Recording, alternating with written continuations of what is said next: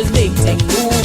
That dog was looking for some place to bury food. I gave him meat and bread and hot him on the head. Now he's sitting by the door and he won't go home. Gotta go get the stray dog outside.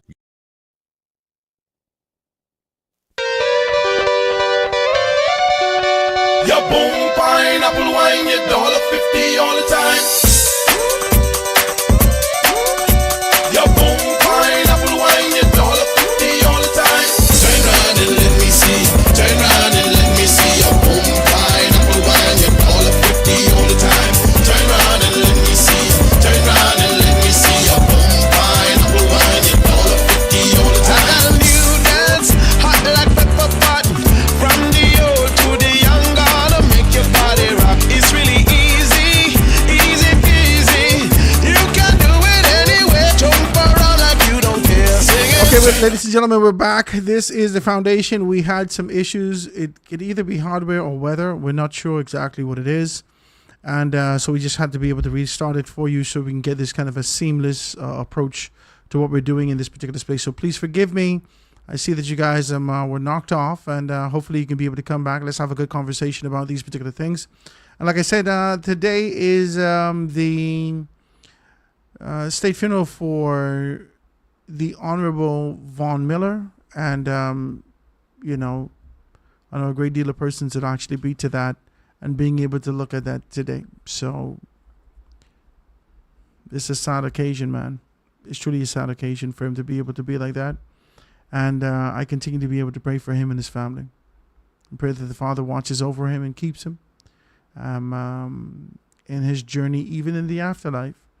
And more specifically, the Father watches over his family that he left behind. His brothers, his wife, his son, and others.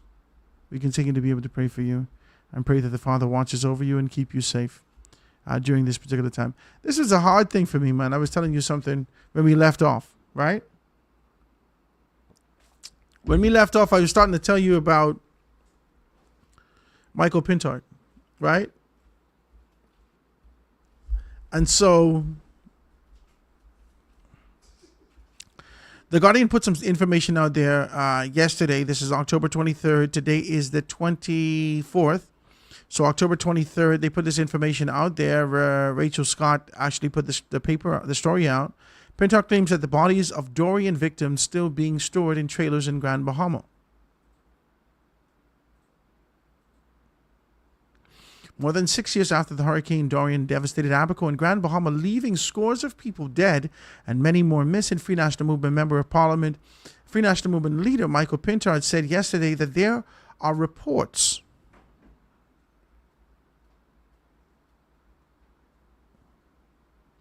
that the unidentified bodies of some victims are still being stored in trailers.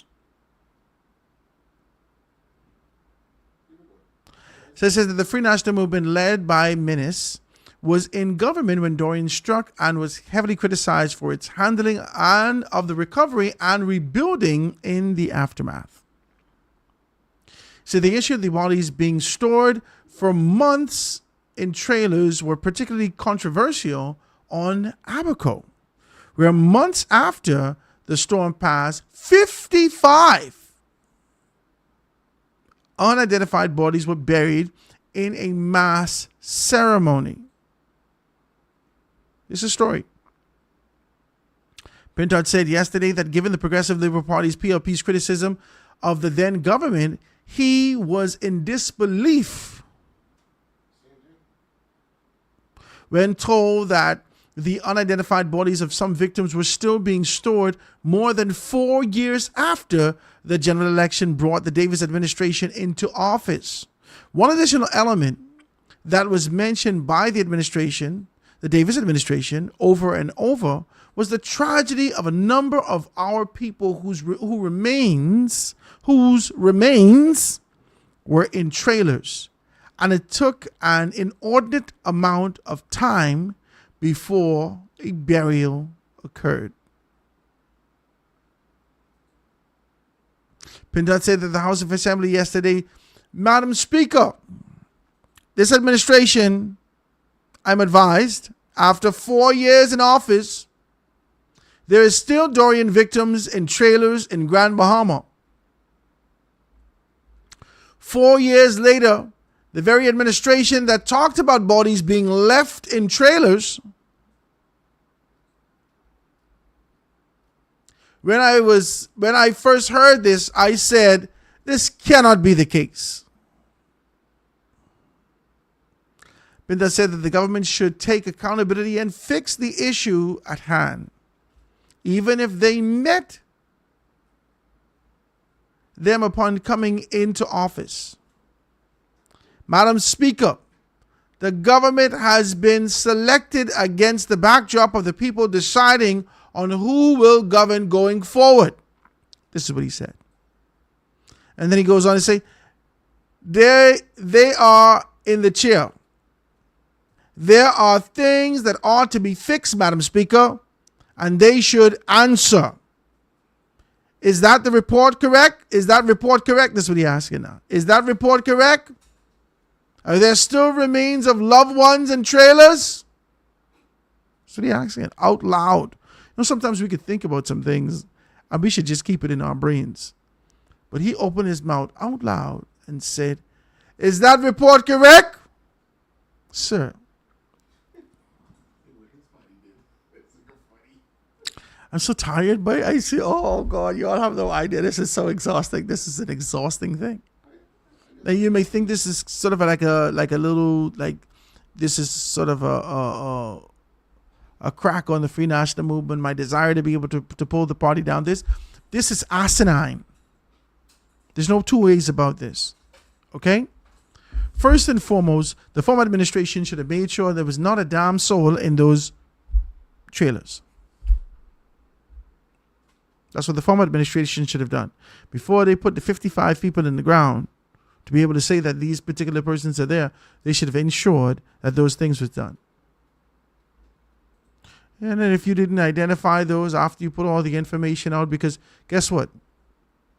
You all don't want to have this conversation. I can tell you the truth. You really don't want to. It's a difficult conversation to have.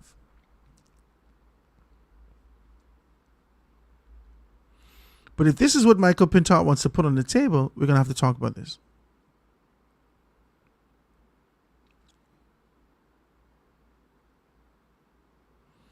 Dwayne Sands, who was the Minister of Health at the time, gave us an account from Abaco calling into Guardian Radio at the time as I was sitting on the air with Juan McCartney, and said that it's in dire, it's a terrible space. People are dead all over the place, so forth and so on. This is what he said. I surmise, because I can't give you the accurate things that he said, but essentially that's what he said. And you could hear sort of the brokenness in his voice after he would have been able to, he's a medical doctor. He's seen some stuff. But this representation of our community and sort of the idea of the picture that was being painted about people that was dead, and the stench that was actually being able to come out of Abaco was heavy. Now that stench may not only have been human beings. It may have been cows, rodents, dogs, livestock, who knows. The scent that was emanating out of Abaco was horrid.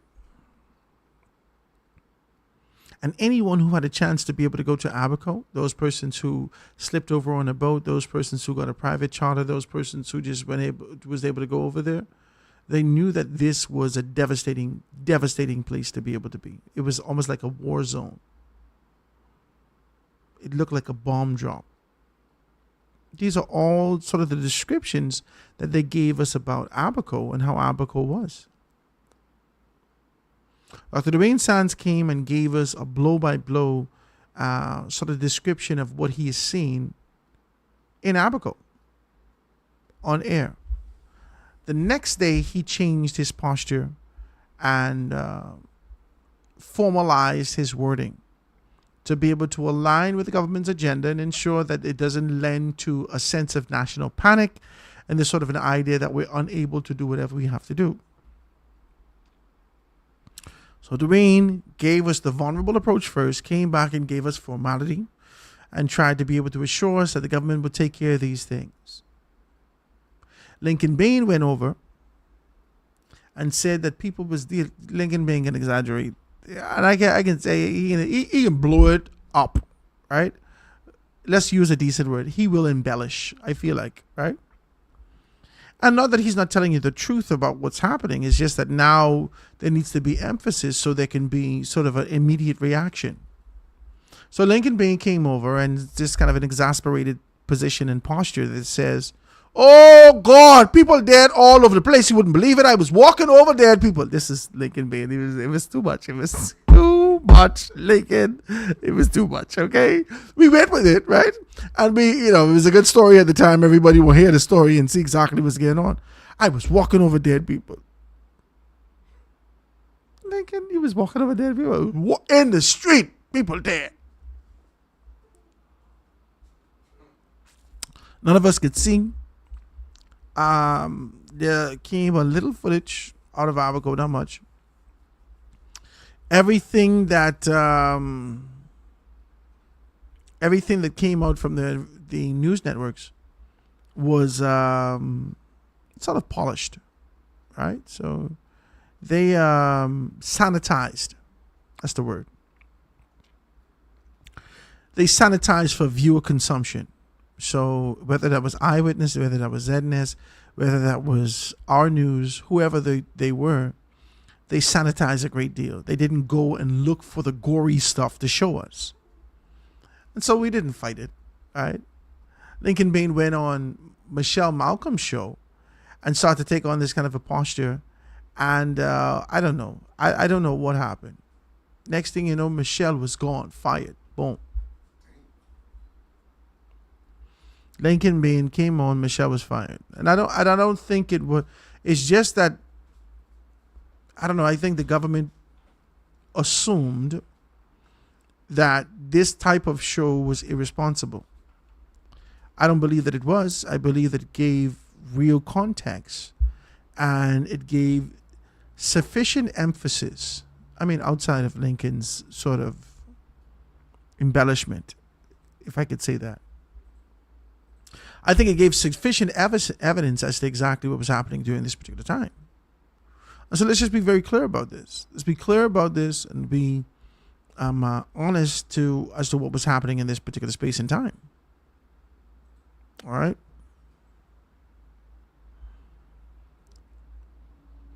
When Michelle went, then information came to us, indicating that the government of the Bahamas, which was the Free National Movement at the time, were taking up people and putting the people responsible for this was taking up dead bodies and putting it in the trailers. They were taking up dead bodies and stacking them up in trailers.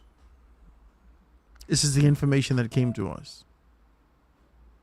That dead bodies were stacked in trailers. And so I thought to myself that these were trailer coolers. No, the information was corrected. Howard, these are not trailer coolers. These are just trailers. And the people have been in this trailer so long that their bodies have decomposed into mush. They're unrecognizable. There's people stacked upon people in these trailers, and their bodies have turned to absolute mush. Decomposed. And as a result of the decomposure, we're unable to tell who is who. And so those 55 persons, for instance, may have been families searching out their loved ones. And as their families search out their loved ones to make a determination as to exactly what's happening and which direction that they're going to be able to go in, 55 persons showed up. All right, or 55 families say that our loved ones lost. They was able to identify them. They put them down in these marked caskets, and they put the casket down on the ground. These persons are gone. Boom. Yeah, families need closure. Families that exist need, especially during a time for rebuilding, they need insurance. Insurance need identification, closure, a death certificate, all these particular things, unless you gotta wait 10 years if they never show back up, so forth and so on. And so for the purposes of expedience, to ensure that we can get proper closure for the families, for the insurance, for forward movement in life, this ceremony was essential. The government of the Bahamas did that ceremony. In the midst of doing that ceremony, people would still turn into mush, to slime, to goop, in them trail in the back there. Not just the people.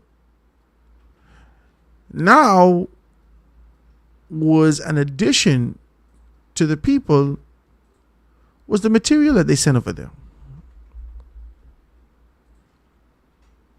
And they ain't give it to nobody. Stock right up. Pile up. Hundreds of thousands of dollars of material. Pile up in the back there.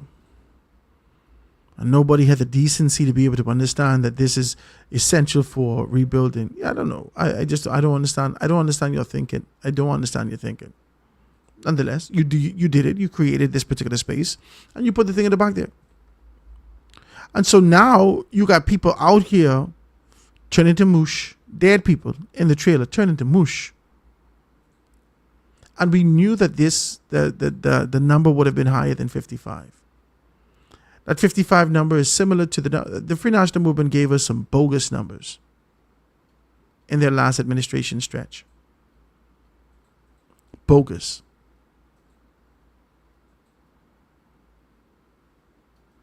When we look at the numbers that was associated with the shantytown, the census of the shantytown that they did, I think they did sort of an ad hoc census of a shantytown, being able to identify the amount of persons that were living in certain shantytowns. These shantytowns represented significantly in Nassau, the population of Nassau being what it is, 300,000 people, roughly. 300,000 people roughly in Nassau. And you go to the shantytowns, which when you drive in the road in the morning, 6 o'clock in the morning, on Cowpen Road, you can see what appears to be bleeding, spilling, leaking out of the shantytowns. At least 500 people. If you look on the side of the road, waiting on the boss man to come pick them up, in the back they're thick and black. But when you do a census at 12 o'clock in the day, 1,200 people you find across the shantytowns in Nassau. What the flip are y'all doing? What the hell are y'all doing? This when you're gonna do the survey? And after you then release the information to immigration as to what we're going to do, and immigration persons who may have affiliations and so forth and so on, or some persons who may not necessarily be on the up and up, hypothetically and allegedly, inform their people to say, watch yourself.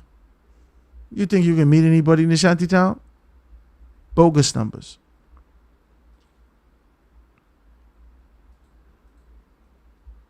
We knew that the Mud and Pigeon Peas had at least 15,000 people, 30,000 people.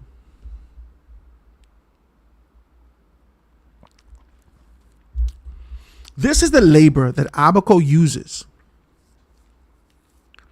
The cheap labor that Abaco uses to be able to develop these beautiful spaces that they have. In many instances, they call him my Haitian. I can't even get an amen, Jesus. Very possessive in your posture. That's my. And you know, when it comes to Abaco or Habaco, and when it comes to Long Island, and when it comes to Spanish Wells, they ain't gonna say it like that. They ain't gonna say and Harbor Island. They ain't gonna say Haitian like how we would say it. They say Asian. It's my Asian. Okay. The hurricane sits over Abaco. And the only thing that you yielded was 55 people. Garbage, garbage, garbage. We pray for 2 days as the hurricane sit on the top of Abaco, between Abaco and Grand Bahama. We prayed. We prayed. We prayed. We watch and we pray for our brothers and sisters. We pray. And every time we close our eye, every time I close my eye, I can feel the pain of these people. We hear stories about people holding on a tree for hours, for life. And you come up with 55 people dead. What the hell is this? You telling us a lie. This is the administration that you was a part of. Your administration that you was a part of. People come tell us stories of how they almost dead. They could see death walking up and down in Abaco, taking people out.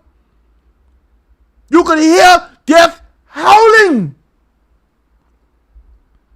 to them trees. Howling coming for you. As it sits. When we look over Abaco from the meteorological layout and the pictures and all these things, as they take it to be able to show you the high pressure, low pressure, they take the picture, it looked like a damn demon. You all forget to say. You all only me remember this? It can't be only me. We looking at the picture, it looked like a demon come to consume everybody.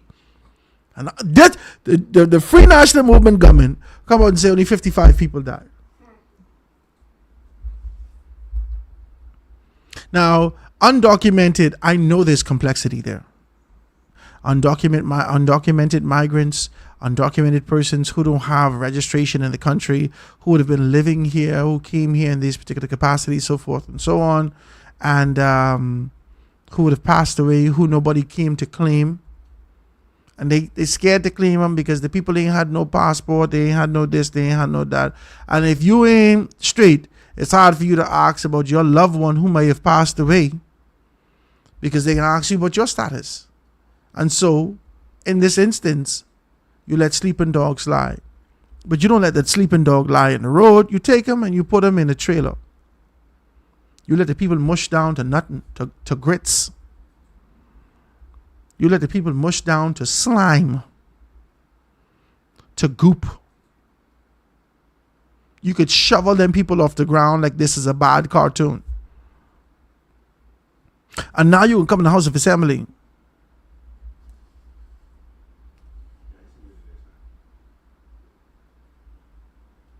Now you come in the House of Assembly. Madam Speaker, this administration, I'm advised, after 4 years in the office, there is still Dorian victims in the trailer in Grand Bahama for 4 years later.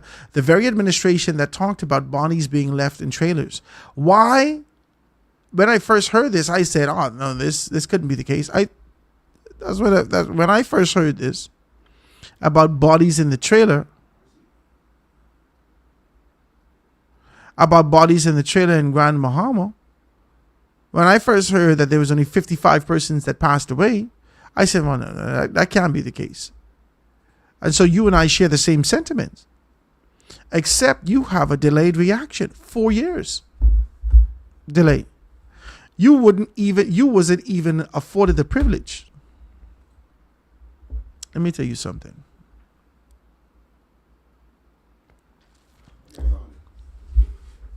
I can say something to you.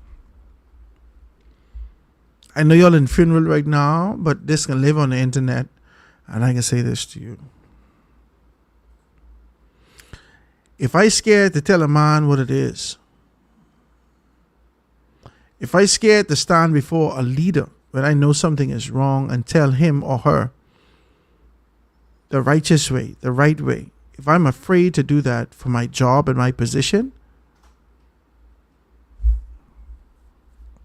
I'm worthy of the occupation I've been called to.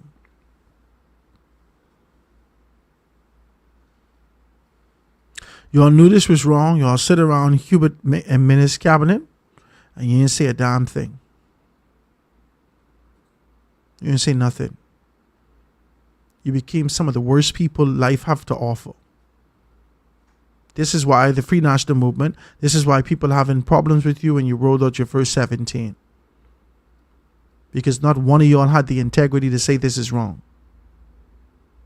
The same people who kick up VAT on us, now you ain't even got the guts to say the honest to God truth of what's happening in Abaco and West Grand Bahama and East Grand Bahama. This is the issue that we had with you. We don't have no issue with no specific person. You have an issue with the collective of you who didn't have the guts to say what is right. What the hell you coming out here saying 4 years later about people in trailers? And when we were starting to talk about it, people lost their jobs. People were hushed. People were silenced. When we started to talk about it in the media, they all sending threats because of your affiliation, because of your relationships, because of your desire to be able to, under the guise that we don't want the country to be able to go up in a panic. We want the country to be able to remain calm during this hard time and this difficult period. People died. They died. They flippin' died. You didn't even have the integrity to say, I quit from this cabinet. You didn't even have the integrity to step down from your office. You didn't even have the integrity to be able to become a whistleblower. You didn't even have the integrity to be able to tell somebody else, or give the information to somebody else and let them become the whistleblower. 4 years later, as these people have become a part of the planks and the wood, all their bone gristle sliding through that muck, they don't even stench no more. That's how long they be in there. These people been dead for the longest time. You couldn't tell them behind from their elbow if you go in there right now. You got to shovel them people out of there. You can't, listen to me. It don't even make no sense you do that. You just burn down the whole trailer. Dig a hole through the whole trailer and then burn it, catch it and light it on fire. Because you can't do nothing with them people no more. They're gone. This was what your administration did. Your administration sought to not correct things, but gave us this perceived formality and the structure of how you're going to articulate to the Bahamian people this sense of calm after a natural disaster that wiped out our brothers and sisters significantly. And even though those persons who were living in our land were not registered, you didn't have the decency to identify that these are unregistered people and this is how much unregistered people have passed away. You did not have the decency. Maybe if you did, maybe if you had the decency to be able to identify to say that there were 200, 300 bodies that were absolutely unidentifiable or unidentified, and you put the information out there, at least you could have a memorial to those unidentified people. At least if you had indicated that more than 300 persons would have passed away after this hurricane sat on top of 190 miles, 210 miles, 205 miles an hour winds over Abaco.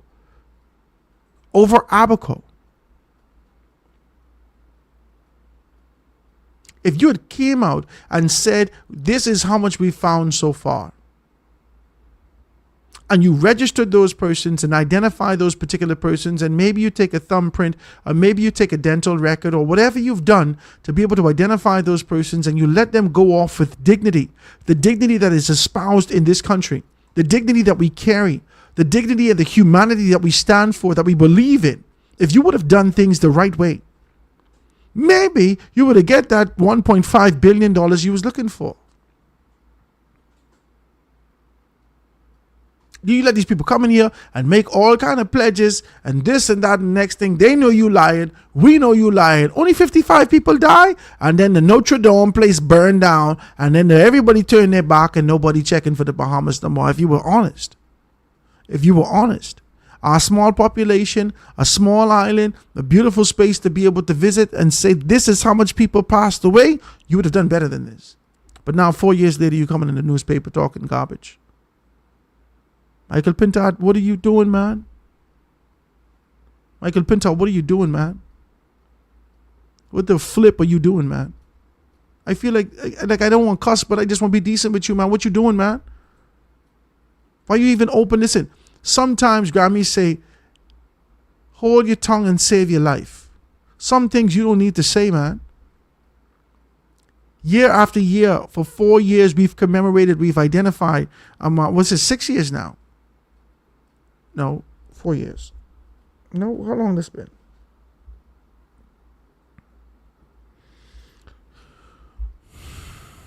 (2019, 20, and 5). We commemorate. I just did an article in the first edition of the Realigner that we'll never forget. I just did an article in the first edition of the Realigner that we'll never forget. It was all about Hurricane Dorian.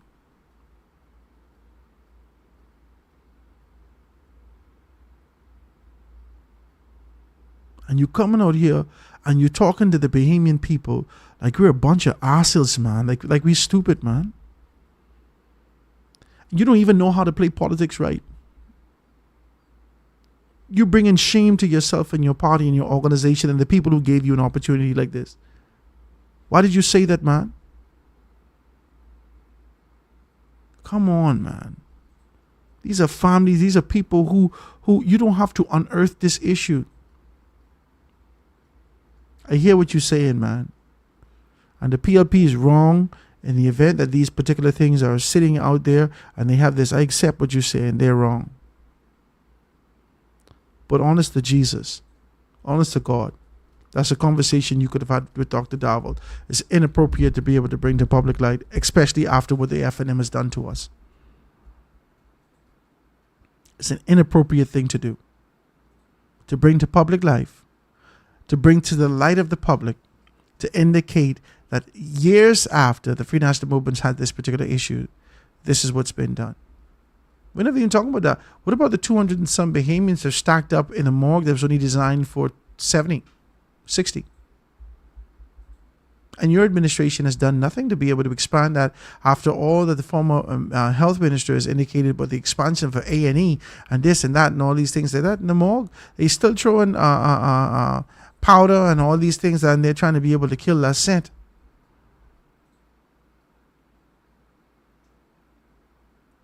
We live in backward, man. And it's because of your leadership. It's because of leadership like this that's reactive, relentlessly reactive. 4 years worth of reaction you've allowed to pent up. And for the sort of an idea to be able to use as a political target. As a political dagger to be able to pull out your cloak and stab your opposition with it when you feel that this is the time now.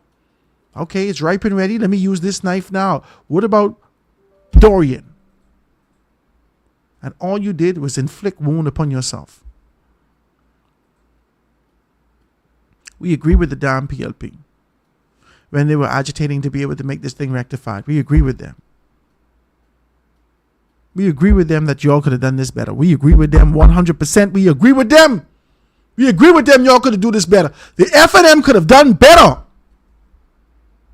You lied to us about these people that died. How dare you open your mouth to say that people in Grand Bahama in the trailer and you all then tell us you all put everybody to death. You then bury everybody. You lied to us. You tell us you get everybody. These are the coffins. You put it out there for display. You take pictures. Everybody in this country look at that and say you're doing a bunch of garbage. Every single person. Every one of us look at that and say, what the hell is the FNM doing? It got to be more people than this. The stories that we hear coming out of Abaco, it is not 55 people. What the hell is this?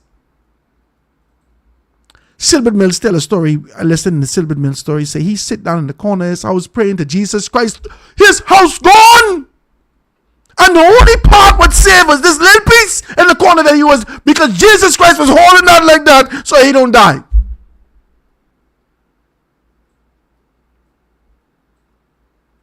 Abaco was a war zone.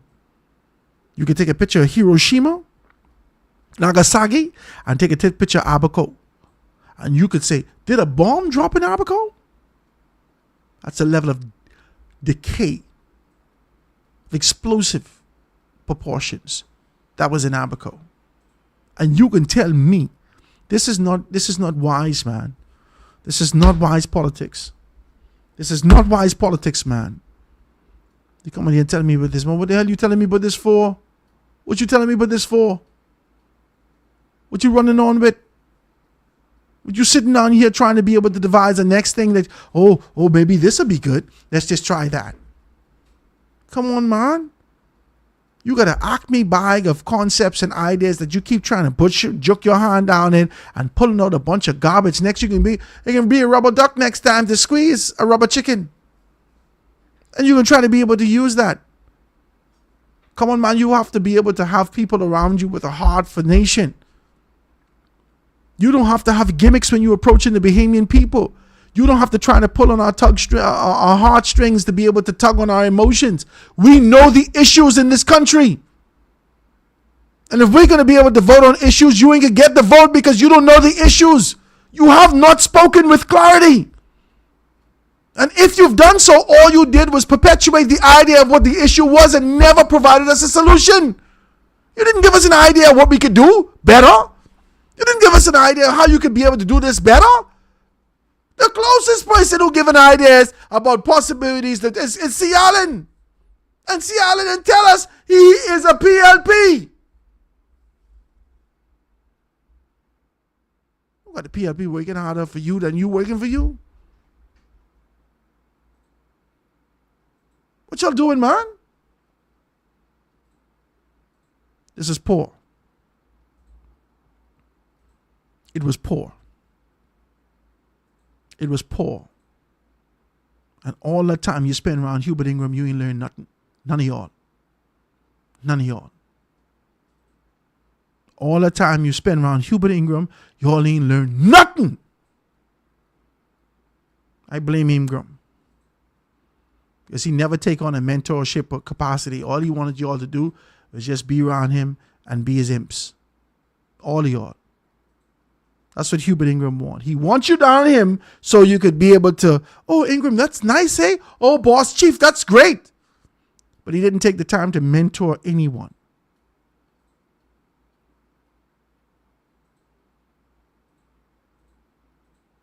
And if you want to say, well, he mentored Shivago on the radio like me. He ain't in politics. He ain't in the Senate. He may be in the advisory council of the Free National Movement, but he, other than that, he ain't at the front line of politics. So what the hell we do all this for? Hubert Ingram is more involved from a political standpoint than he is. If y'all been around Hubert Ingram all this time, and this is what you coming out with, Bola, you're going to have to fix that. How you could do that, man? How you could do that? You break my heart when I read this. I say, I can't believe this Negro who said this. I can't believe he said this. Why would you say something like that? Mother's sick. I mean, listen, low. Look at the headline. Look at the headline. Pintard claims that bodies of Dorian victim still being stored in trailers on Grand Bahama. Why you ain't let Adrian say that? Adrian White. Why you ain't let Kwesi say that? Why you in your leadership capacity had to say that? Okay. It had to been said, Howard. I accept it. But why you had to say that? You ascended from the cabinet into a leadership capacity, and this is what you can come out with?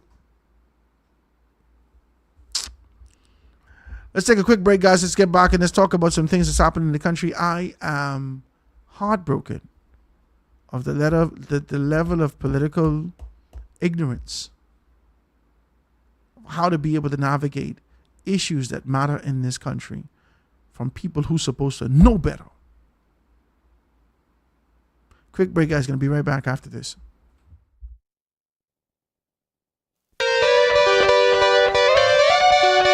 Your boom pineapple wine, your $1.50 all the time. Your boom pineapple wine, your $1.50 all the time. Turn round and let me see. Turn round and let me see. Your boom pineapple wine, your $1.50 all the time. Turn round and let me see. Turn round and let me see. Your boom pineapple wine, your $1.50 all the time. And you dance hot like pepper pot. From the old to the young, gonna make your body rock. It's really easy, easy peasy. You can do it anywhere. Jump around like you don't care. Sing it. Turn round and let me see. Turn round and let me see. Your boom pineapple wine, your $1.50 all the time. Turn round and let me see. Turn round and let me see. Your boom pineapple wine, your $1.50 all the time. A young man broke his leg, old granny broke her back, and Jimmy got a migraine from a falling coconut. The doctor was confused, he has the solution. A bottle of the apple wine was his prescription. He cured the broke leg, he cured the bad back, he cured the migraine, he even cured the heart attack. The people started jumping cause they was feeling fine. The sweetest medicine was the boom pine wine. Tell me. Turn round and let me see. Turn round and let me see. Your boom pineapple wine, your $1.50 all the time. Turn round and let me see. Turn round and let me see. Your boom pineapple wine, your $1.50 all the time. Oh, na na, oh, na na, oh, na na, oh, na na, oh, na na, yeah. All you got to do is just find your waistline. Move it to the left and then move it to the right. Move it up and down and then move it all around. Shake till the whole night the sun come down. Sing again, sing again, sing again. Oh na na, sing again, sing again. Oh yeah, yeah, yeah, yeah. Turn round and let me see. Turn round and let me see. Your boom pineapple wine, your $1.50 all the time. Turn round and let me see. Turn round and let me see. Your boom pineapple wine, your $1.50 all the time. Turn round and let me see. Turn round and let me see. Your boom pineapple wine, your $1.50 all the time. Turn round and let me see. Turn round and let me see. Your boom pineapple wine, your $1.50 all the time. Turn round and let me see. Turn round and let me see. Your boom pineapple wine, your $1.50 all the time. Turn round and let me see. Turn round and let me see. Your boom pineapple wine, your $1.50 all the time.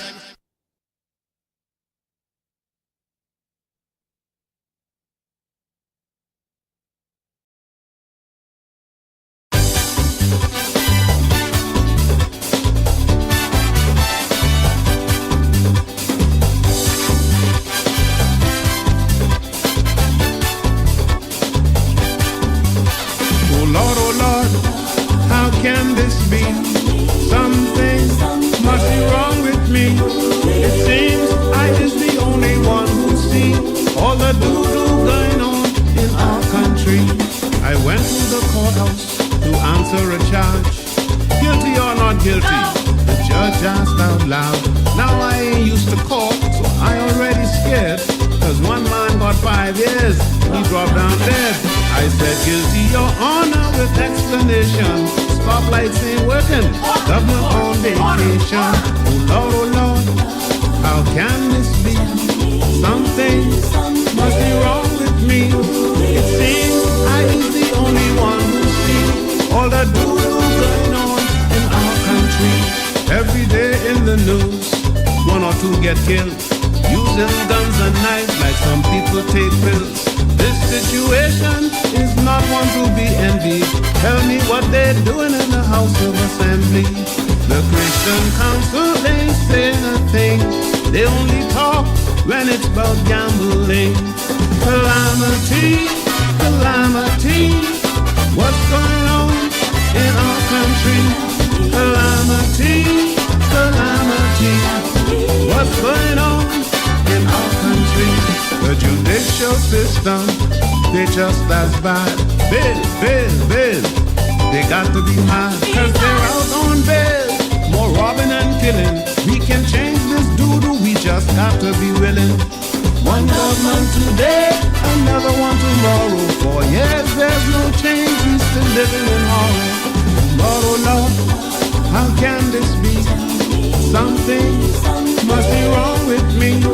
It seems I is the only one who see all the doo-doo going on in our country. Well, legal assistance, the lawyers you found, now they'll stick it to you, so don't bend down. I feel for the police as hard as they try, doing all they can, but their hands are tied. When you roll the dice, you might roll 11. No, let's give them the status 007. Calamity, calamity, what's going on in our country? Calamity, we dare not fall. The Bahamas, this is your wake-up call. Oh Lord, how can this be? Something must be wrong with me. It seems I is the only one who see all the doo-doo going on in our country. Oh Lord, how can this be? Something must be wrong with me. It seems I is the only one who see all the doo-doo going on in our country. All the doo-doo going on in our country. All the doo-doo going on in our country. All the doo-doo going on in our country. All the doo-doo going on in our country. All the doo-doo going on. And we're back, ladies and gentlemen, the Foundation with Howard Grant jamming with you and being able to talk about these things. I feel flabbergasted. I feel overwhelmed. I feel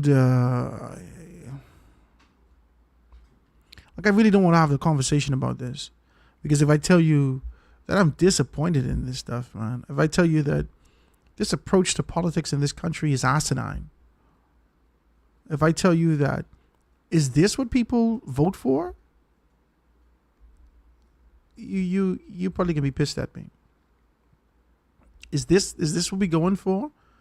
Your desire to be able to show the intellectual highbrow posture of the society, and also your capability of being able to stoop to the depths and the lowest of the low of society. What the hell is this? This fluctuation in the approach of how to do what you doing, buddy? What you doing? Why you have to touch everything? Why you have to touch everything?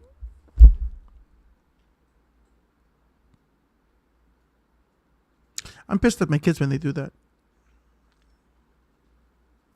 I walk in the supermarket. If I get them in my hand, that's why I put them in the trolley. You know what I mean? If I walk in with them in my hand, or I walk in somewhere, they're just touching everything. They're raking everything. They want to touch everything. What the hell are you doing? Why are you touching everything? Why you have to touch that?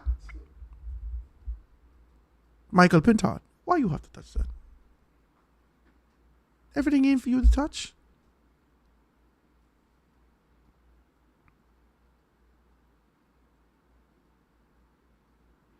I ain't cussing, I'm mad, I'm flabbergasted. I can't believe it. I'm in awe. And not in this sort of an awe that says, this is an amazing thing. It's amazing how foolish this is. Why would you? If this was a sleeping dog, you'd let it lie. Do you have Michael Pintard? Dr. Davil?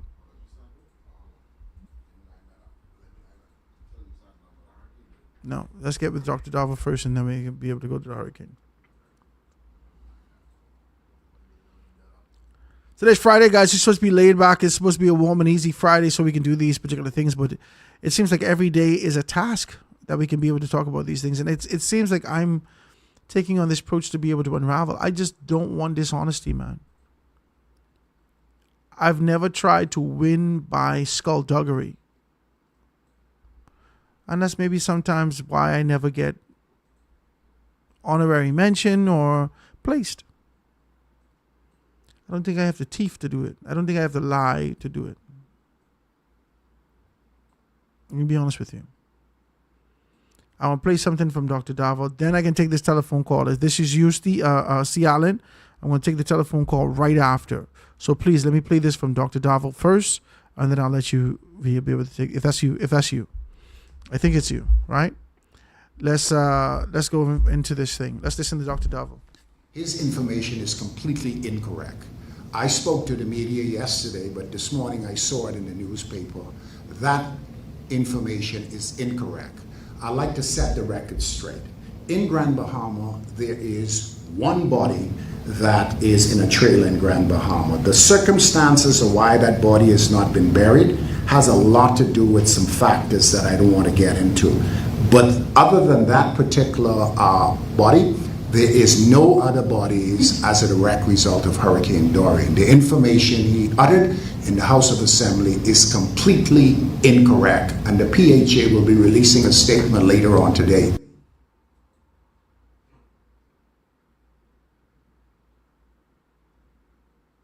Well, what the hell are the body still doing in the trailer anyhow?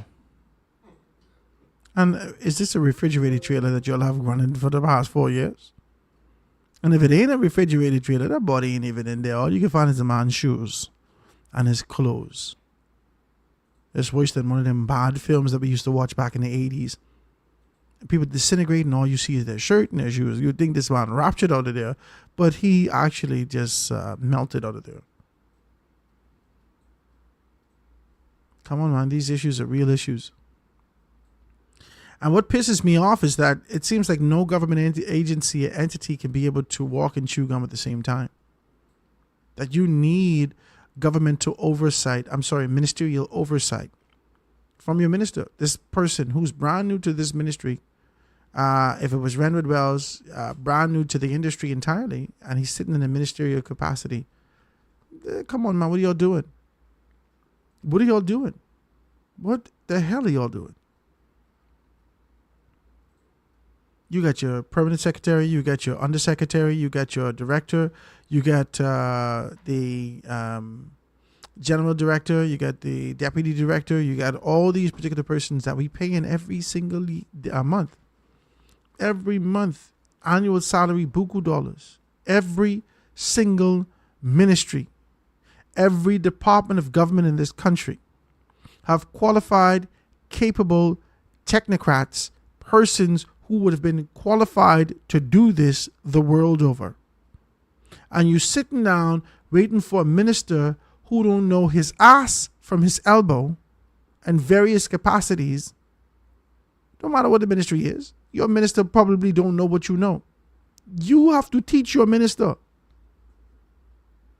Your minister, you're listening to, the PS probably will have to teach the minister.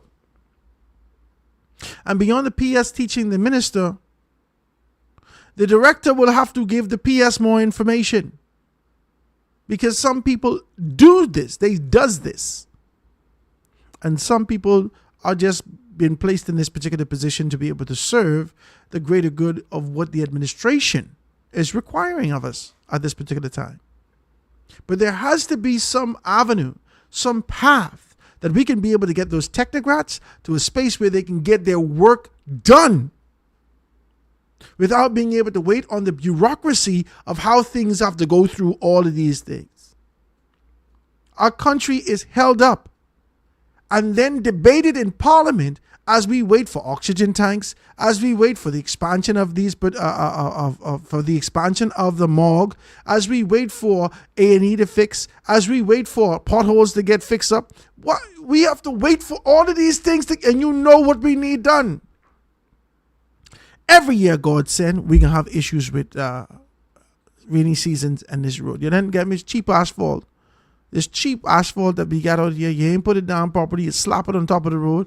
When it rain, the thing unearthed right away, bang. I watch these people put road down in the States. I can't believe how my car is so smooth in the States. I can't believe it. How do they do this and we can't do this home? How do they do this? You give me, listen, less than 6 months after they pave a road around here, we right back to the issue. They pave it on top of tree trunks. They pave it on top of rubber trees. They pave it. Next thing you know, did they put a speed bump here? No, that's the damn roots of the tree coming up. We got to deal with the roots of the tree. We got to deal with this little light amount of asphalt that they put down. They got a hole out there. fellas sitting down in the hall taking pictures. Sitting down in the hall. When the dignitaries from London comes down and English come down, you pay for everything, and we hear you all say, well, we have $10 million annually to be able to do this. You have $10 million annually, well, you owe us $70 million because you ain't do nothing for 7 years. We looking at you, man. Looking at you all, man.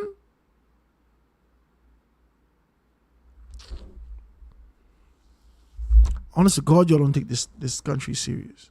Y'all don't take this country serious, man. Y'all think this is a flipping joke, man. Y'all take us for a joke. Y'all take us for a joke, man.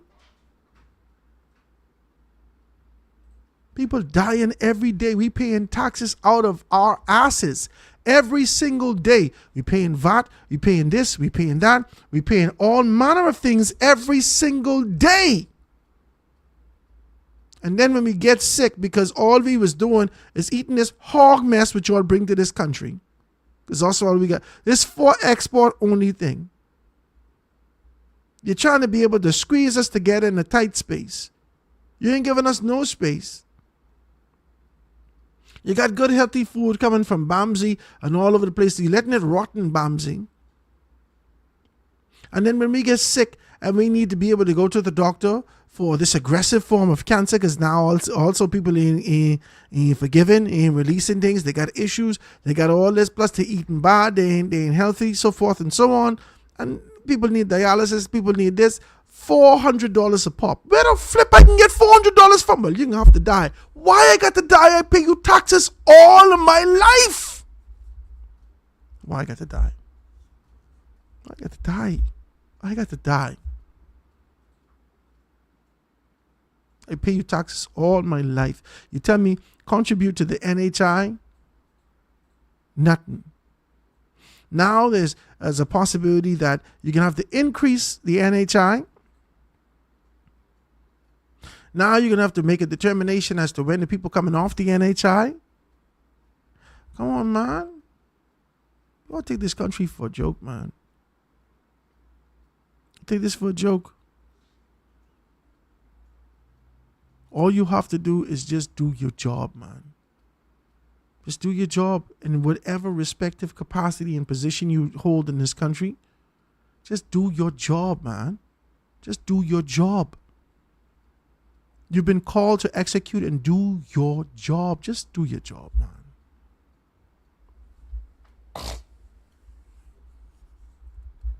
I'm looking at you and being able to do these things. Let me see if I can take this telephone call.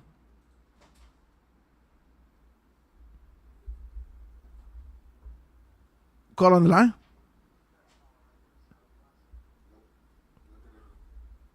Hold on. See, Alan, don't go nowhere yet. Let me see. I don't know why this Bluetooth ain't connecting. Hold on. Let me cut it off and cut it back on. See, Alan, don't go nowhere. I can hear you.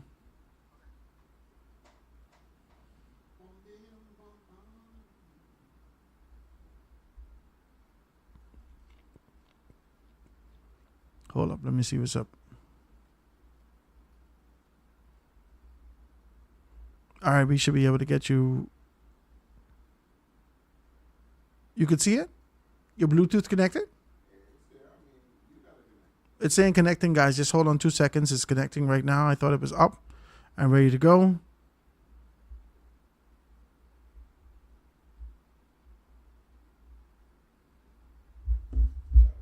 I'm sorry, see, Alan. Let me see if I can be able to fix this thing. I don't know why it's not connecting the way that it should. Please forgive me. Okay, hold on 1 second. I'll just put you on speaker. Let's talk like that. Go ahead. Speaker. No, I can just go right through the thing. He's gonna fix the telephone. Go ahead. Okay. I want you to grab a hold of the side of my spoon, because they say a spoon of my thought is deeper than some oceans of talk. Go ahead then. Let me hear it. Okay, so just first, let me you said about being a PLP. I only say that as I said it. No, I said it. You But I'm said saying that. Okay, good. You never right. You never finished. Your conversation was cut in context. Okay, go ahead. There's a philosophy of the Progressive Liberal Party for which I align and taught me by my father, who was in the Progressive Liberal Party. you could even say before Taylor, at the same time as Taylor, Stevenson, and Cartwright and the rest of them. Yeah. Long before Sir Lyndon Pinland even came home. Yeah. My mother was a friend of Sir Lyndon Pinland. In fact, when I took the exam to enter Government High School at the age of 9 years old and passing that exam, I remember walking to Sir Lyndon Pinland's office and him explaining to my mom that we couldn't go in at the age of 10. He couldn't make, at the age of 9, because he couldn't make any exception because others would want to, who I think the age of time was 10. Now, I'm sure you've heard about eidectic, right? Which some people call photographic memory. I suffer from a hyperthymesia, right? Which means that I have extremely good memory of events and times and places and things I've read and heard. Mm-hmm. And so one of the things is that in the philosophy of the Progressive Party, and I put this to you today, you can't get 99.99% of PLPs who say they're PLPs today to tell you what the philosophy of the Progressive Liberal Party is. Mm-hmm. It is that very same philosophy that the Progressive Party strayed away from, and get this, sit down for this, that the S&M, the Dissident 8, picked up the mantle to carry because they told Sir Lyndon Pinland and the Progressive Liberal Party that they had swayed, they had drifted from what it is that they believe. And they themselves also swayed. And Right, they themselves also swayed. Right, but see, that doesn't change me and my philosophical thinking. See, I'm not these people who say I'm a PLP or they're a party. My philosophical thinking is the very basis for which we moved towards independence and fought for. Which, in fact, even the people who have graduated in the last probably 30 years couldn't tell you what is it that we believed in or what we fought for. And I've said this over and over again, if the PLP was who they say they was, there would be no opposition. I agree with you. Okay, so in that context thing, I support Michael Pindar, I support the Free National Movement and its policies in this thing. And the same way that you have those hapless individuals that struggles to tell you what the PLP believes in or what they suppose have done in the last 4 years, I am capable of telling you what I believe and what I support. I don't say I support the party because they're good for us. I can tell you why they're good for us. I can tell you how to do the things they say they would do. See, that's what makes me a better supporter, one supporter of the F&M than all the supporters of the PLP. That's why I can meet them in a stadium and I can stand to the podium and say, you are all intellectually outnumbered by one. Okay? So the problem is that, so just for that right there, right? So, and when we tell you why you're tired, Howard, it takes a lot of energy to contort or a form of gymnastics or Cartesianist linguistic or lyrical gymnastics or contortionism to explain why the PLP in mass haven't resigned for failing us. In spite of what they say about Hubert Minnis, right? There is no excuse for Hubert Minnis in his level of failure, except for Perry Gladstone Christie. Because Perry Gladstone Christie was such a failure that even his constituency thought that he needed to be purged. Perry Gladstone Christie lowered the bar so much Minnis was able to step over it. That's crazy what you said. That's crazy, but that's not the first time I heard that. Go ahead. Right. But no one in their life thought that anyone can ever perform to a level less than Minnis. And Brave has done that. For 4 years, we've had excuse. So, I'm going to come back to what the things, just in that context. And so, here we are. We have moved level of leadership so low that you have Lincoln Liar Bain, I can tell you why, standing up now saying, I could fail better than the three of them. So he could fail better than the three of them. Yeah. Not succeed, fail. So when you first place to say that Lincoln there was in the people who said the bodies was there. These are international foreign aid people who had videos supposedly of these bodies, right? Right. And just for your record, Howard, Nicholas Seymour and his wife, the hundreds if not thousands of individuals climbed up a hill in Marsh Harbor. The name of that hill is called Archer's Hill, where they prayed. There's the videos of them praying for redemption and saving. The name of that hill is Archer's Hill in Marsh Harbor. On the house on the top of the hill that they went to is owned by Percival Archer and Evelyn Archer. Percival died a few years before even Dorian, 2006 or so. Evelyn Archer died after Dorian. Evelyn is my older sister. Okay? Really? That's the hill. Okay. So I know the area you're talking about. I won't go into the fact of when the pond was named. The pond was called Archer's Pond, and the fact that it even existed before that. I won't go into that history for you and that history for you either. So the problem is that we are revisionist historian, but the foreign aid people is the one who said today, and this is important, because the foreign aid people is the one who said they saw these hundreds of thousands of dead bodies they were stepping over, and they made an accusation of bodies being burnt. So the problem is not in these things, and you could go on the trailers, because I would give Minnis the slight pass in the fact that after Dorian, we were still in a state of chaos for almost 12 to 18 months after, which was just only 6 months before the election. Okay? So so we were in a state of chaos, a state of recovery, homelessness, people getting subsequently sick, people subsequently dying, people living in the clinics, people being transferred to dorm, people being in emergency trailers and stuff on the island. I know, because we had a plateau of land belonging to the Archers, for which dozens of people came and set up their trailers to live on that land. And they were there 4 years later after I went. Even some of the abandoned buildings that Roscoe Thompson could tell you in the town that was owned by the Archers, where people went to live in these buildings, not 1, 2, 3 dozens of people, families, whatever. So I understand what it is, but the failure is that after Minnis ran away from the headwinds, Mr. Davis came in fully aware with information documenting of where we were as a country, and in 4 years he has failed to effectively bring us around or be able to confidently tell us where we are today and what we can expect. He only needs to go to his blueprint for change and look at what it says, and 85% of the things promised today has not been achieved, yet they are saying we need... Yeah, but see, Alan, let's talk like this now. I hear, and I think there's a lot of blame to be able to go around. No, we blame leadership. No, what I'm saying is that we've now dealt with two sets of organizations, political organizations now, who are dealing with one issue. No, but as I'm saying to you, but see, when you speak, you say Minnis, Pintard, then we could then hang that chain around Davis, because Pintard wasn't in the position of Deputy Prime Minister with the ability and the influence that Davis had in the PLP when Perry Gladstone Christie brought us to a whole level of failure. So see, you said, like Mr. Davis said, when he first came in, he said, I do not want to look back. I want to look forward. I want to build forward. But he spent his entire time blaming and castigating the past. That's why he has failed to build the future. Okay?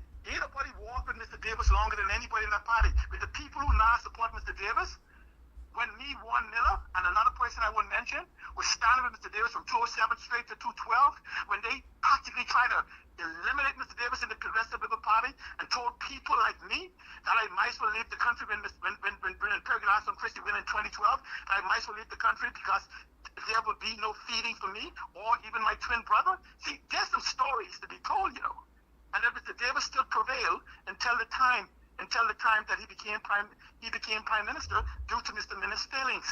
I know we like to orchestrate and do things, but let's go back to Mr. Dowell. Mr. Dowell is the master. The only person I know better than him is can compare with him could probably be the minister of the police, what do you call him? National Security. He's the number one gaslighter in my eyes. Okay. But Dr. Dowell mastered linguistic contortionism. Listen to what he said. Go back and listen to what he said.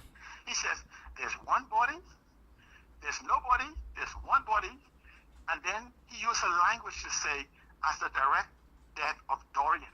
Now, listen to me. People died since Dorian, and those of us in Grand Bahama knows there's 2 freezers that was there, that was kept in, and is still there today. Dr. Dowell, in the same statement, talked about how the funeral homes, arrangements been made with a funeral home or funeral homes to keep the bodies. And then he used the word bodies in those trailers, which is still there. No one trailer, no one body in those trailers. And yes, you may not have died as a result of Dorian, but did you die from Dorian or the symptoms of Dorian, and are you still in that trailer? These are questions that need to be answered. And so what I'm simply saying is we have to get by this blame game. And this is what I'm surprised. But that's only my point. No, I understand it, Howard. But Michael Howard, Pintard's posture of being able to say No, that no, this but is a listen. blame game. What troubles me with you, right?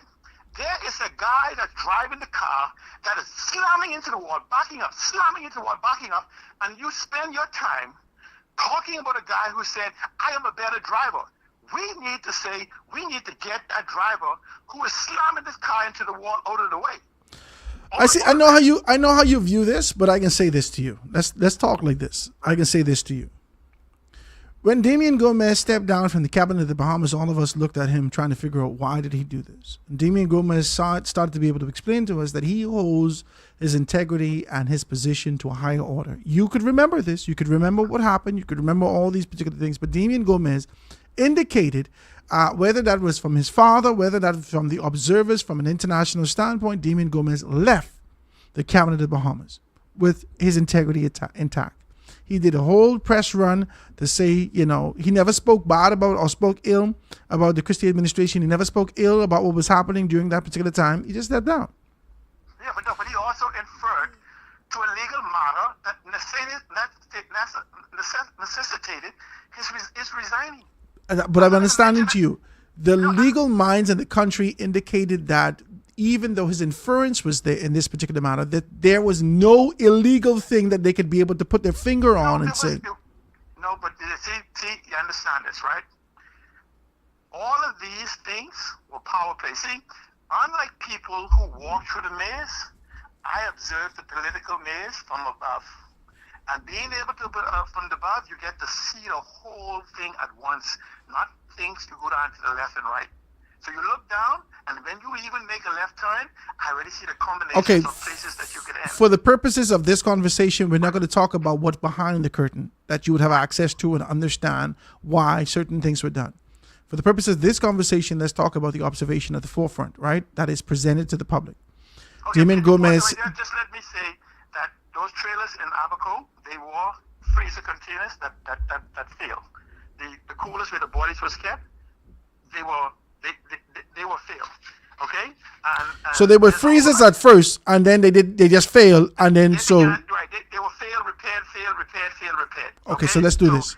Let's do this, right? Because the information I indicated that the people who say they was in the trailer, who looked in the trailer, these people are already disintegrated and turned to goop. Okay, so that's one. Okay, now let's do this. There's videos out there that see, I'm saying you, there's videos out there that support my position with the flies and other people reporting and other things that the trailer failed. It is. Okay. I'm just simply saying is that no one in their right mind would think that you just get some trailer and just throw them into some regular heated trailer in our sun and just leave it out in the sun. I'm just saying. Okay, so let's do this. Let's do this, right?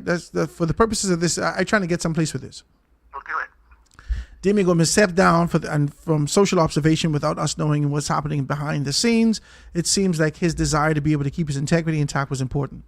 When we saw Dwayne Sands, Dr. Dwayne Sands, have to leave the cabinet, right?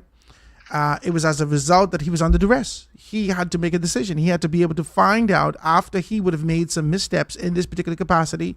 And after he stepped back, now he feel like his mouth loose, he could talk, right? First, he came on my show, my Patio Politics that I had, and he's talking about how he could talk now and he could talk about these things. Okay, no problem. Can you pause there for Howard? You know why he could talk?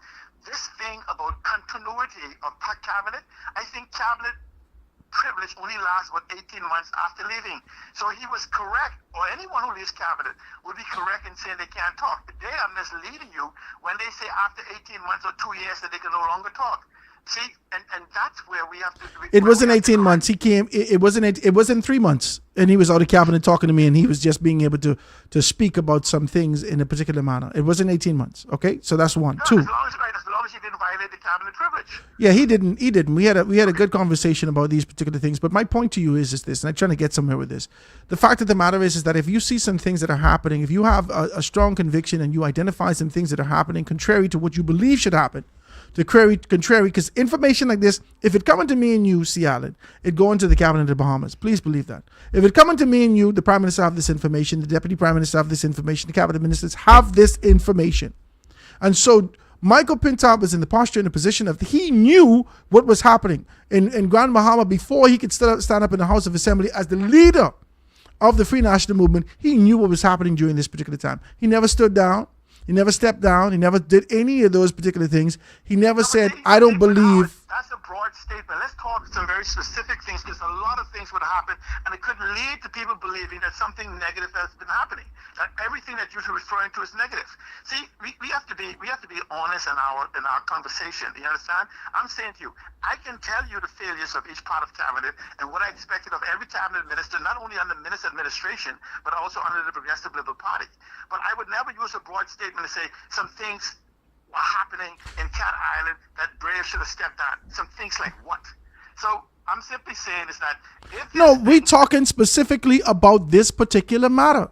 These Yeah, but the people, point is- after they came to the forefront and indicated to us that they 55 persons that they that have passed away, they had this whole funeral, they did all of these things. But Howard, that's the Bahamas. Move it to those in Grand Bahama and ask the Progressive Liberal Party how many of those bodies, if the Free National Movement left one body in that freezer, and 4 years, 2 months, and a couple of days later, and 11 days or whatever, or what is it? It was the first 23 days later.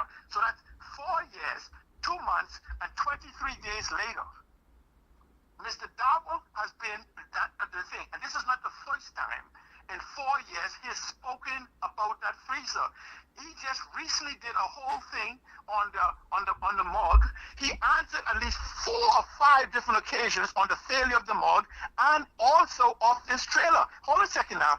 During the Progressive, before he get elected, I flew the drones for them that recorded the trailers. That they stood in the front of their what the place name of the headquarters and spoke about this and how they would fix it. And it's still there on their page, and it's not up to Alan, Yes. this is heavy what you're saying to me. They This knew. is heavy. So I'm saying to you, so now we got 4 years, 2 months, and 23 days. And you ain't do nothing with it. Failure to bury one body. I don't care. Let's use the one he said, because I like the line. Go back and play the video, because he said that he implied, I should say, that there's multiple bodies there from Dorian, but didn't die as a result of Dorian. My question is why? But you remember he said no. He said in the news a couple of days ago that the funeral homes on Grand Bahama is accommodating the government by storing bodies there. Then he need to answer why he said circumstances of what? That he can't answer why 4 years, 2 months, and 23 days later, bodies are still in freezers in the back of the Rand Memorial Hospital. We can That's put that the question to him. We can put that question to him. We can put that question to him. I appreciate your telephone call. But Howard, I'm simply saying this, right? We are a country in crisis. The world is changing, and I put to you, what I said before, I can document everything I say. We have about a year to adjust. My question to the rest of the party is, regardless of your blueprint for change, if there's things that you can do, why haven't you done it in 4 years? And explain to me what you will do in the next years and why I should give you 5 more years to do what you said you were capable of doing in the first 5 years, but refused to do. Now, I don't want to use the word refuse, right? I would like to believe that your incompetence, incapability, and ineptitude, etc., didn't help you do it. You know why I want to choose that? Because it would anger me to such a thing. If I knew you had the capability, and you refuse to do it, it's worse than ineptitude, it's worse than incapability, it's worse than incompetence and all those other different things. So I'm simply saying is, their actions speak for themselves. And if Brave Davis wants to stand on his own, no looking back at Perry Christie, and we know how leadership is. You know, Mr. Howard, Mr. Brave Davis says, I was Deputy Prime Minister, but I had no authority because I did not have the power. It resides in one man. So that then says that no power resides in Pintard and no power resides in Brave. Yeah, but you have the power to stand. You have the power to gracefully bow out. You have the power to detach yourself. You have the power to serve as still in your capacity as a member of parliament, but not necessarily committing yourself to a cabinet minister if it does not align. But he's talking about the power of controlling governance.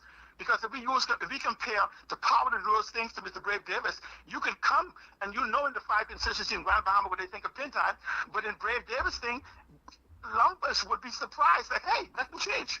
But see, what I'm simply saying is that Sal, I gotta let you go. I gotta finish the show. The Prime Minister has the power. He has the power, and Clinton eventually will, and he will change the boundaries. Thank you. I appreciate you, man. Thank you so much for your telephone call, and being able to talk with us like that today.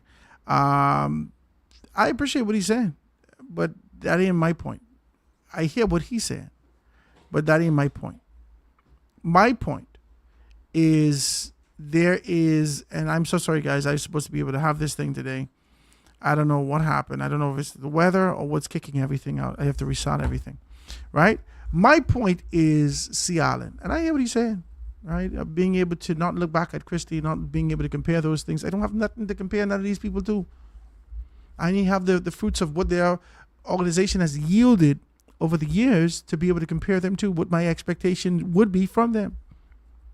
I agree with you with the PLP in terms of the historic philosophy of what the organization stands for. I agree with you. And as I do more and more searches and studies, and this is why I came up with the concept and idea of being able to say, I don't believe that the constitution of these organizations could ever be corrupted. I don't believe that they ingrained and etched this sort of a corruption to be able to be embedded inside their constitution. I don't believe that they've done that. They have suffered and endured this sort of an idea socially of being able to be identified as an organization that is corrupt. That's the PLP. From whatever the indifference is from the opposition, from whoever has perpetuated this idea of corruption, and it seemed to be able to nail it and pin it on the PLP over the years. Every administration, every dispensation, every member of parliament, everybody from who would have served in capacity of those that opposed the PLP, come in and knock that nail. Bam! Corrupt. Everybody hit that nail of corruption. I look at this and I say, I don't believe that the PLP could be a corrupt organization. This is not the damn mafia. This is not the mafia. This ain't John Gotti them, and this ain't the mafia. This ain't the Linguini and Panini and all of whatever the last names is. This ain't them. This us. This us. And a constitution that was developed to be able to see the country move forward with an organization who had strong men and women at the forefront. Strong men and women at the forefront. Encouraged, motivated, inspired, ready to go.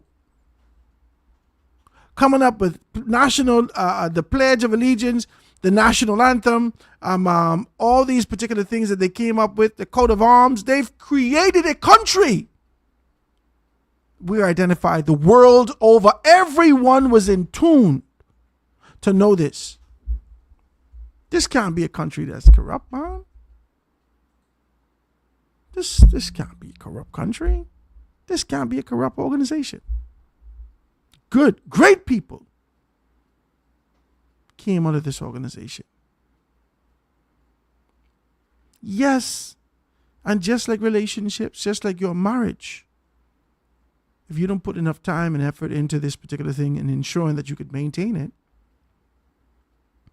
if you go off a whoring into your own desires and trying to be able to get things done for yourself, yes, you find yourself in this position where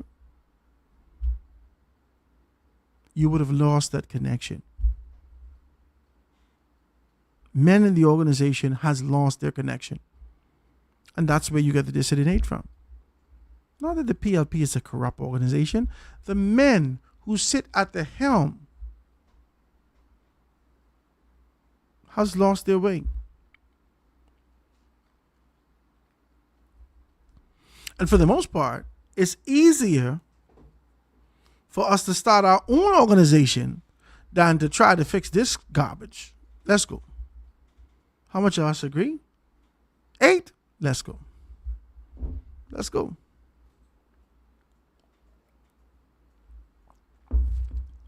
And then you put them 8 together.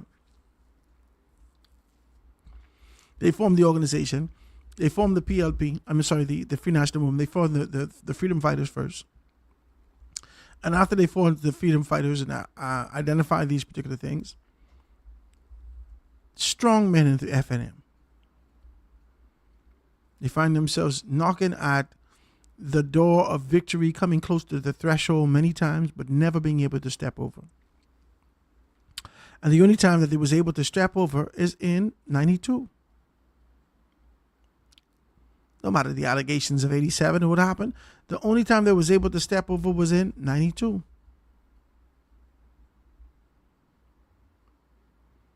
And just like that, 92, 97, 2002, 2007, 2012, 2017, 2021. Allegations of corruption exist within the Free National Movement the same way. And the only thing that I can be able to knock on, identify, have a clear conversation about, I hear what C. Allen's saying and I'm not fighting him, is no longer the organization, no longer the institution, but the individual. Especially if you were affiliated with these particular things. You accepted it and you rolled with it. You accepted it, you saw it, and you rolled with it. You did nothing. I can't do that, man. I can't do that. And you keep telling me, and everyone keeps saying this to me. I'm more concerned about the man who running us over the cliff, or running us into the wall, or running us down the street, or driving us into a ditch or a hole. I could see that. And I would rather criticize not him, but the next driver.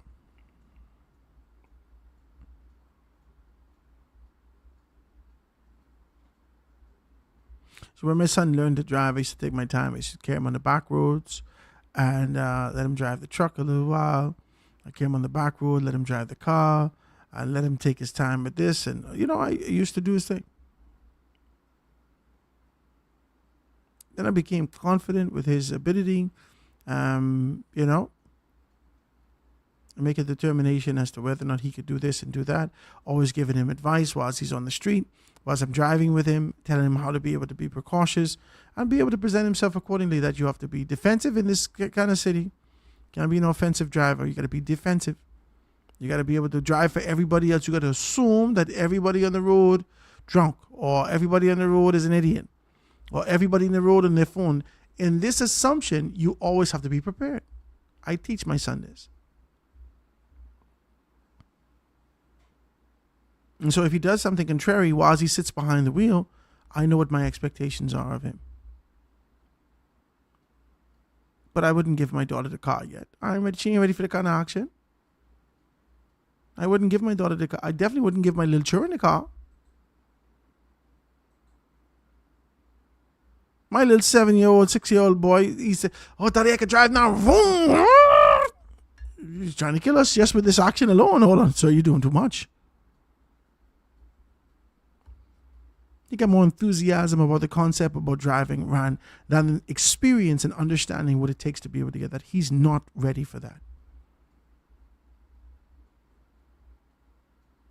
And whilst I looking at Brave Davis in his particular capacity as he just celebrated a birthday and still being able to finally reach that milestone, that mark of being able to serve the country at highest degree and highest order, whilst I'm being able to identify Brave Davis and understand those particular things, whilst you've indicated that the bar was dropped, that Brave Davis was given opportunities, man, he's served in every capacity, and he served the country well. But if I'm concerned about legacy, if I'm concerned about longevity, if I'm concerned about the next dispensation, if I'm concerned about how things are going to go going forward, I have to look at the next one out the gate. How do we reset this? If you say it's so bad, how do we reset this? Come on, man, let's just be real. Let's be real with the conversation. Let's be real with the conversation. Don't lie to me, and don't try to be able to give me that linguistic gymnastics that you talk about. Let's shoot straight. If you said Perry Christie did so bad, did so horrible that he lowered the bar and Minnis could step over it, if you say that, Minnis did so bad that he lowered the bar and Brave Davis could step over it, if you say that, that's what you say. When are we going to reset?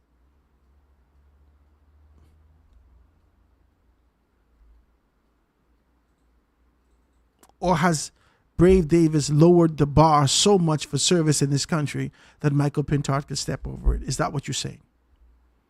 Because it sounds contradictory. If that's not what you're saying, you're contradicting yourself.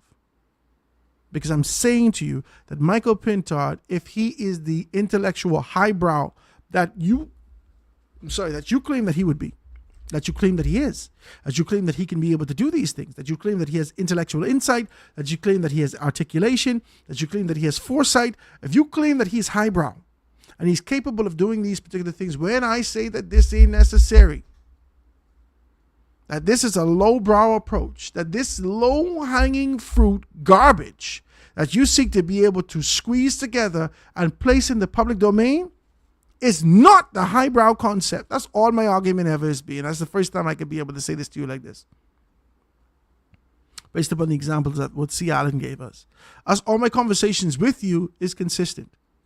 And the consistency says that, all right, I expect more from Michael Pintard. I do. I expect creativity to be able to pour this man. Not just the ideas he come up with, but the approach. I expect, with national issues, I expect you to look at a different side of the coin. I expect you to be able to hit me from a different angle because you're an artist. The stereotypical approach of how men would have done these particular things who come out of the bosom of law in this country, you don't have to do that.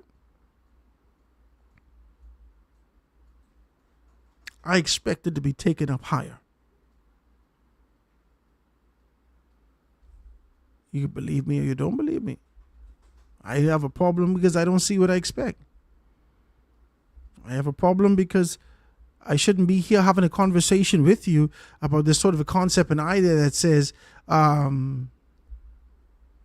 there's trailers in grandma. Oh, Jesus God Almighty, I can't believe they ain't talking about trailers in grandmama. And now we got to go look for Dr. Michael Darville.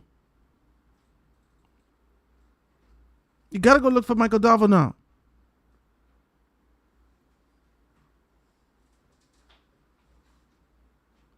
Dr. Darville, they indicated these particular things. Is this as a result of the capacity in the morgue and your inability to be able to do this? Is this as a result of the capacity of bodies that can be whole or was held in the morgue? Come on, man. Let's shoot straight with this thing. We playing games, man. Let's talk straight and be clear about this. Y'all put the country first.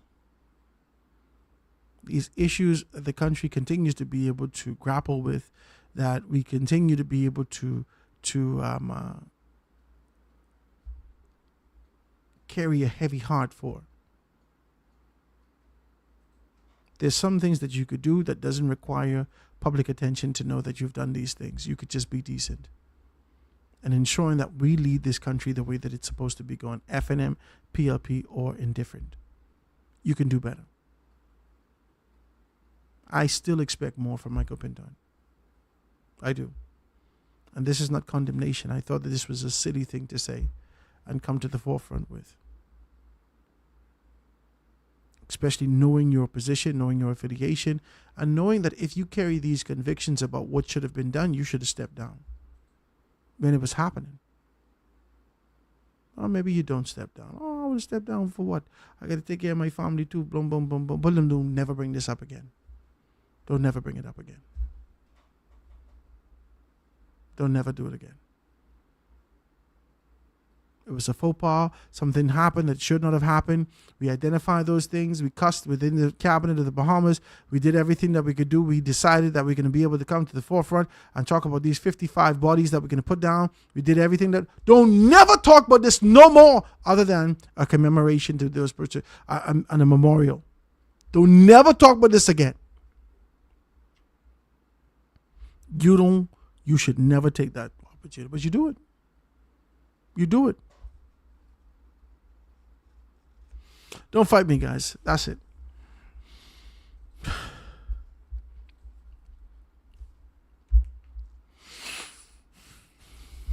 I'm sorry, man. My heart is heavy with this stuff.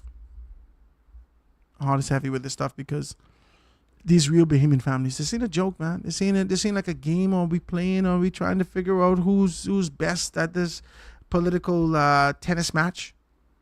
This real families. And we're looking for real leadership. And we're looking not to return to a former concept and idea of the Free National Movement.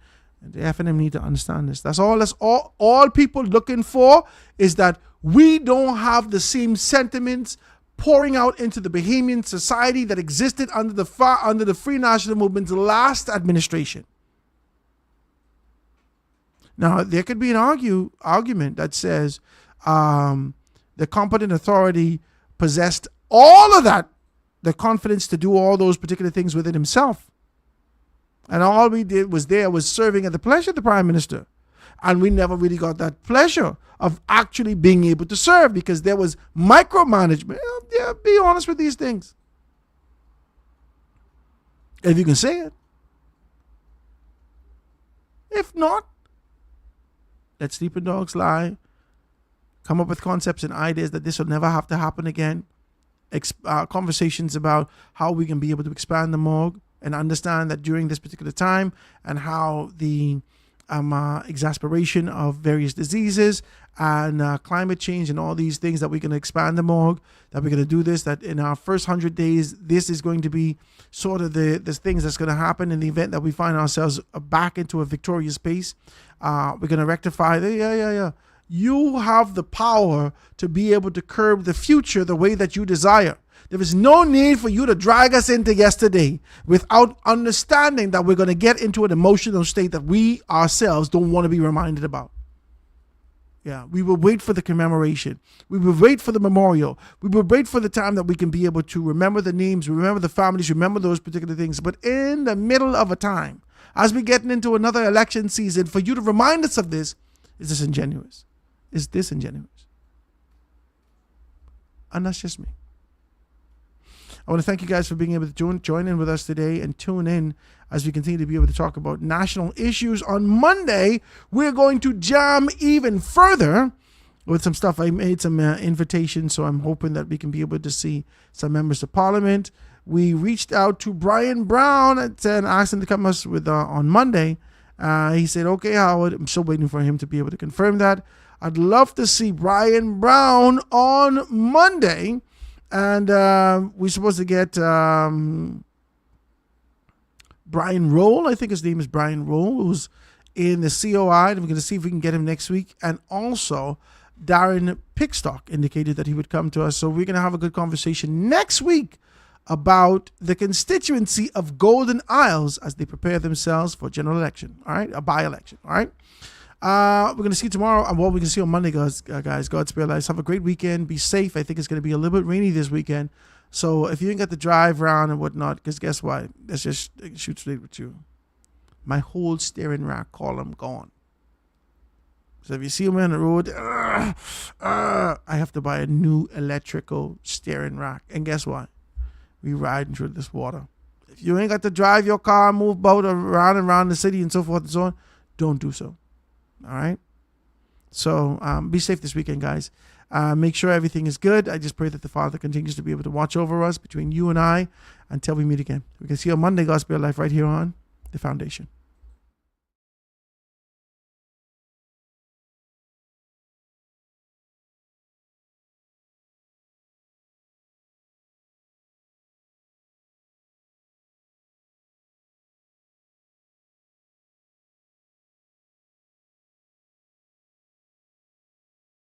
I have a dream that the oligarchs will remember we must all eat.